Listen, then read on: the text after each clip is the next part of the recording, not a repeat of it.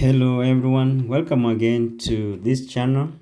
My name is Daniel, and as we are waiting for our DVLOT results to be out, we are remaining like 14 days to 4th May. I know at this time we have little activities that is going, but a lot in our mind, and I hope everyone is prepared as we try to gather the documents that we have been discussing, which are required if you are selected, so that you can begin filling your DS260 form the soonest you can and submit it to KICC.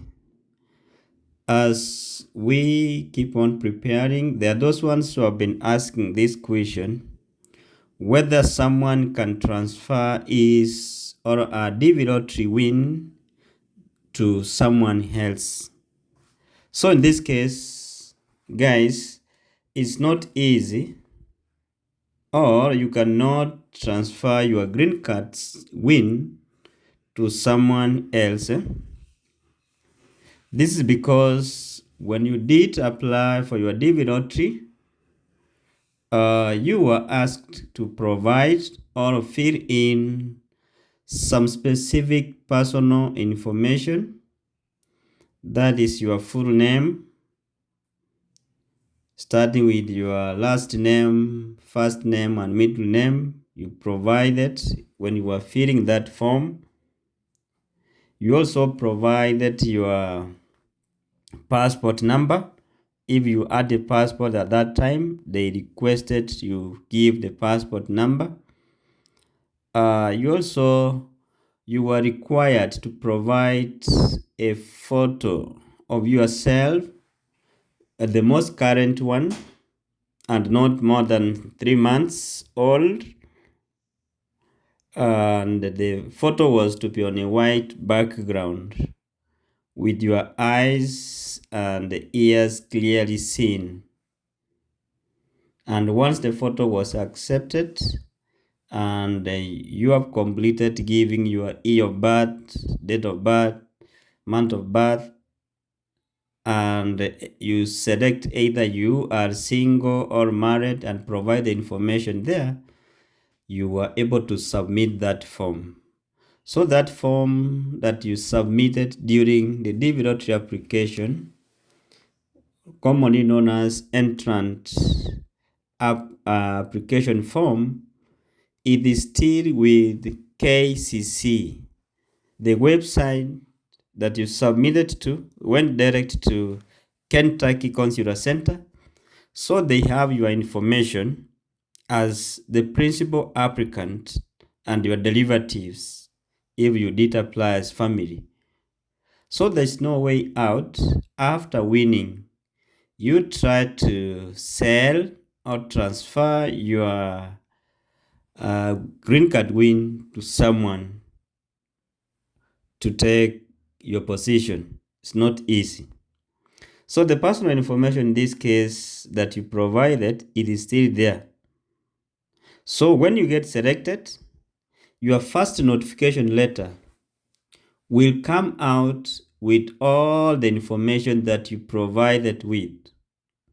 Apart from the congratulation note that will appear on your first notification letter, you will be addressed by your full names, dear so and so, your name, your full name, and you will see your address will be provided, the address that you gave. You have your case number specific to you, and many more other information that will come out with your first notification. So there is no way you can transfer all that to someone. Then, when we move on, when you start filling your DS260 form, the DS260 form that will be sent to you or that will be available will be having your names against your case number. And if you did the application as a family, all your derivatives will be shown there with their DS260 form and the names which you cannot be able to change.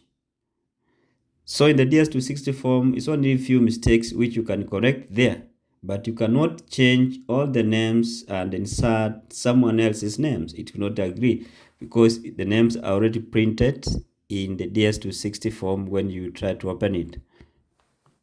Then when you submit your DS260 form and when it comes out with the second notification, the second notification also has your name. The appointment letter from the embassy has your name and your case number, and much of your personal data will be provided in that second notification. And after you receive your second notification, when you go for your medicals, in the medicals, they will always ask you to give your first notification, your second notification letter, your passport, and appointment letter to compare. And they also request you provide them with the 2 current photos of yourself, passport photos of yourself, colored one, such then they can keep it and compare with you and your passport. So after that, you will proceed to the interviews, and at the interviews, at the security, they always check, look at your passport, look at you, and the appointment letter. They compare the names that are there and the names, the printed names they have in the checklist. So if your names are different, you will not be allowed into the US Embassy compound. So that's how tricky it is. The ones you have been allowed in to proceed to the interviews, the consular officer also has a file that he or she looks at when you appear for the interview. The file is in the computer. So in that file, it has the first photo, that the original photo that you used to apply for the DV lottery. They also require current passport photos of you and your derivatives.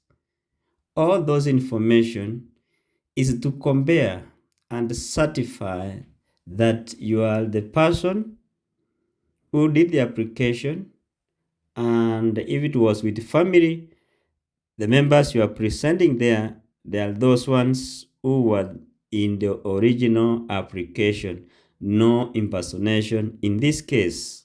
So guys, it's so tricky. You cannot transfer your case to someone else because of the personal information you provided will always appear and will be compared against you.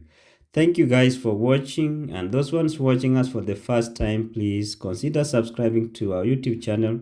And as you prepare to receive the news of your DV Lottery Selection 2025, be prepared of the outcome, and whatever that comes out, accept that and move on with life, because they normally say for the Christians that God's time, the right time. Thank you, and may you subscribe if you have not done so. Share our videos to your family and friends. By so doing, you make us grow as a family. Thank you, and may God bless you in your endeavors. See you in our next video. Bye-bye.